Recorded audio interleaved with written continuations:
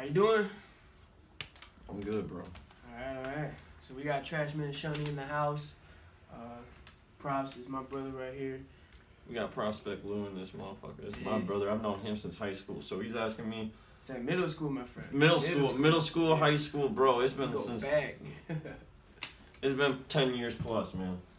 But basically, I gave Luis my project before anybody else, and he wrote down a bunch of questions.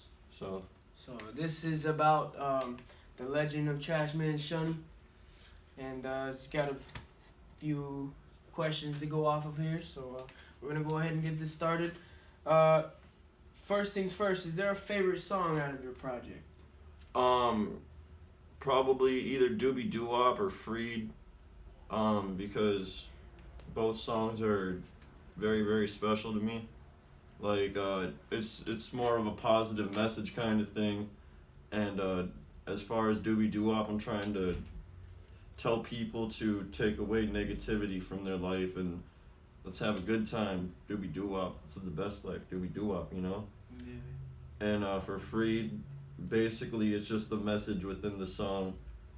I'm trying to free myself within, in my mind, because over the last year, basically, the whole project is about my life and battling anxiety and depression, and then that's smoking dope in South America, and then when you lead into Legend of the Trashman, you can feel the atmosphere switch Right. up. You know what I'm saying? Right, Like it's harder shit. Yeah. And so that's me overcoming it all. Right. You know. And that's definitely a vibe that I really got from, like you said, it's almost like an audible transition. Yeah. From where you were in the place before and now where you are now. Yeah. It's almost like a movie. And that's what I wanted to do, cause like many people already may know this.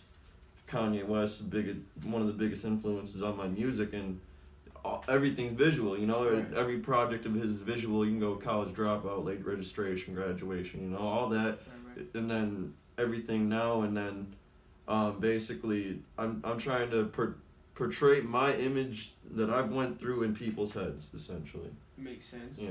Fair enough. My next question is, can you explain the background to your song called This Can't Be Life? Was there a specific event that followed up to you writing that at all, or can you get more yeah, I've never really spoken about it, but like I wrote that song the day after me and my ex broke up. Excuse me. And so that song is basically about leading up into what happened, you know, like Right. I've been dreaming all night. I can see through all day, trying to make it all right, trying to do it all ways. These voices saying, stay, I'm only doing what I know. These voices go away, I'm only doing what I know. Can't be life. You know, it's real shit. Like, So this is very almost, if you will, sorry to cut you off, self-explanatory almost. Mm-hmm. Okay, makes sense. So like I talk about in the second verse, I'm talking about struggles with sleeping, times I wasn't eating, you know. I went weeks without eating and shit because I was so depressed, and like it was just too much at one point because you're with someone for so long. Right. You learn how to adapt to them at all times, you know. You're used to them, their presence and shit. So like it couldn't be life. Like I was dreaming all night, sleeping all day, you know, like That's something that, you know, as a friend and an artist, I can really salute you on how you are able to put yourself out, you wear yourself on a sleeve, yeah. and you know, let other people know that, hey, I understand what you're going through, and I'm gonna try to help explain it for you so that you can look past that and know Yeah. that there is an after. And like that's the biggest thing. Like shout out Jordan Cantu, because like he told me, he sat me down, he's like, you already know you can rap, you got the voice and everything, but you don't portray your image. So like with this project, it's like balls to the wall, you know. Like it took me a year and a half to fucking do this project. So like I was mentally in South America. Like people kept asking me, you in South America? Mentally I was in South America, you know. But like I'm just trying to show you that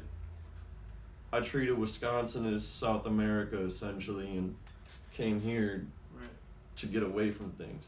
Right. And then Legend of the Trashman, boom, you know, and just like that. Sometimes this isn't even a question, but just to reflect off of that, I feel like sometimes when you escape from what is holding you, not necessarily back, but just holding you, period, whether it's down, up, back, when you escape, sometimes your best work as an artist, whether it's painting, writing, poetry, comes out of that in fruition. So yeah, I can definitely feel you on that. Shout out to everybody, South America. We all got one. Smoking dope in South America.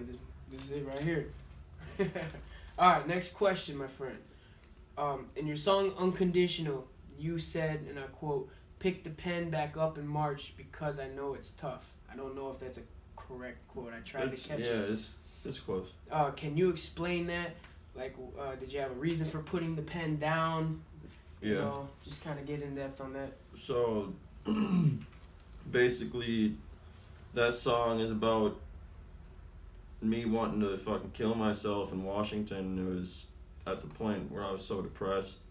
And that's why it comes after It Can't Be Life, you know? Like, this just happened, now I'm going through this. Because, like, I was battling this shit, you know? Like, rock bottom, right? Yeah, because, like, my ex told me, like, and this is why I stopped rapping, writing, everything, you know? I stopped making music. I'd freestyle if I was fucked up, you know? But that's besides the point, you know? Everybody does that. Right. I stopped making music because my ex told me, she's just like, you don't care about me as a person, you care about music more than me. You care about making music more than me, when it wasn't like that. Like, I put everything on the table for my relationship, you know, because that's how I was raised, that's how my mom taught me. And basically, you know, people, you look back, could have done something better, you know, that's Right. It's besides the point now. It taught me to look towards the future, and essentially I stopped rapping because I didn't know if I had anything else that was more important to me than music. Right. I found out that I have a lot of important people in my life, a lot of important things in my life, a lot of shit that I didn't know that I like to do as much, you know? Like, I love being outside hiking and shit. Right. People don't know that about me.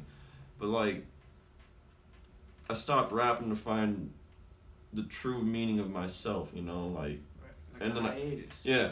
Okay. Like, I picked the pen up back in March. I started writing again, you know, like, just one day I'm just like, man, I want to rap. Right. You know, like, I started rapping, and then hit the ground running. You know what I'm saying? Like, I started writing some songs, and then, like, once I started feeling it again, dude, I bought a mic from a homie Cody. He was literally just here, you know, he's here fucking every week recording, like, shout outs to him. And I bought the mic from him, and I thank God every day that I did that, because, you know, who knows what could have happened. Right. And then it just, Smoking Dope in South America came about literally just like that. It was, I randomly said it one day, and it stuck. Like, people are like, that's Smoking Dope in South America. Oh shit, yeah. That's how you build a brand. You know right what I'm there. saying, bro? Yeah. Like, it just started falling into place. Like, I bought the mic, and everything. It just started just like that. Right. I feel you. Next question. What genre of hip hop or rap would you consider yourself to be? I'm trying to be a soulful artist, a soulful rapper, but, you know, soulful trappish, you know, like, if that makes sense. But, like, I'm not trying to personify a trap rapper, because I don't sell drugs like that, you know, like, I don't carry no guns, you know, I feel protected by my friends, you know, I don't need to talk about stupid shit like that, even though it's not stupid shit, but it is what it is. You know what I'm saying? Like, a little white kid talking about, I'm walking through in the club with a hammer, you know, like, it's gonna sound stupid. And so, like, I realized that a lot. Like I said, my homie Jordan told me, you need to personify yourself as who you are. Right. And that's how I became the Trashman, essentially. Right. So. Yeah, I definitely, again, I can salute you on that, you know. Not to bring away from your interview, but me personally, I grew up on the notion that you don't have to pull a trigger to be real. You just got to be real to yourself and to those around you. And, you know, not speak on other people. You know, there's obviously other sub-genres to it, but being real to yourself is the realest thing that you can do. Yeah. So I can salute you on that. I can feel you on that all the way. Very good. Next question. this is random, okay? There's a recurring theme of birds chirping, and I kind of got an ear for that because I love birds personally. Yeah. I'm a bird watcher myself. Can you go into depth on where you got the idea of that, or is that just something that came about? It's just being free. Okay. You know, I told, because Nate Snowblower, he didn't put none of that in there. It was all Han. Because originally the project was going to be me and Han. Because, like, the project was originally called The Complex Theory. And I started that, and, like, there's songs on my previous little mixtape that I dropped, the For Neva mixtape. And every day was going to be on it. A couple songs like Game of Life, that's a throwaway song. I got the outro on that project was going to be the outro on it. And, like, I had a whole bunch of songs that Hayden produced, and I met Nate again, you know, after fucking like 10 years, something like that. And he's like, I'm making beats, you still rapping? I'm like, not really, but I'll listen to the beats, you know. And then I told him, like, yo, I'm trying to start rapping again, because he's still making beats, you know. And came back to it, man. I thank God every day that it happened. I feel you. And as you mentioned, your friend, also my friend, Nate, goes by Snowblower. Mm-hmm. He's a hell of a producer. Yes. You know, I gotta give shouts and props to him. He's a recurring background theme in your music. Yeah. So. But, like, as we were saying about the birds, I kind of went off on that. Yeah. It's about freedom and staying free to yourself, because a bird's so high in the sky and they can see everything, you know. They can see so much a bird's eye view. Right. I'm giving you my bird's eye view. I like that. You know what I'm saying? That's real talk right there. Yeah. All right. Next question. Your song "Big Time" is one of your deeper songs on the project. Do you see yourself doing a music video to a song so deep as that? I want to, you know, like, it's a possibility, but we can see, you know, like, I got 5 videos coming out. Right. So that could be one of them. Okay. You just don't know. Fair enough. Next question. Where are we gonna be able to find this album, and do we get bonus tracks if we get a CD copy? It's gonna be on all streaming platforms. There will be CD copies, but the only bonus song is Fuego, and that's just with Shaw and King Miles. Okay. So that's the remix to the original. Yeah, but it's gonna be on everything. Okay. So it's not really a bonus song, it's just the outro to everything, because it's the final bang. Right. You know, we got 2 of the hottest artists in the state, and then myself, you know. So I'm just trying to put my friends on. You know, I got on Nightfall, I got 2 people from Washington that I fucks with heavy, you know. Shout outs to Juicy, shout outs to JC. And those 2, man, like, I've performed with Juicy, and I haven't got the chance to perform with JC yet. Like, you know, is what it is. But, like, I'm just trying to make music with my friends, good music with my friends. I feel you on that. Good stuff. My last question for you is kind of a very broad one. So, where does the Trashman Shunny go from here, music-wise, or just in general? So me and King Miles are doing an EP. That's coming out January 1st, New Year's Day. Okay. I got an EP called Love Yourself that I want to put out on Valentine's Day. I got mixtape finished.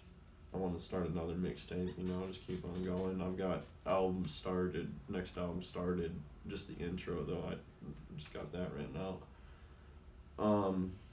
But yeah, I'm trying to go visual.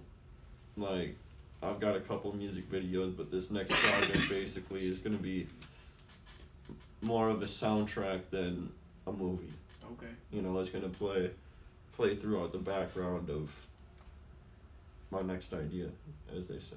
You know, I'm not trying to give too much detail on it, but I feel you.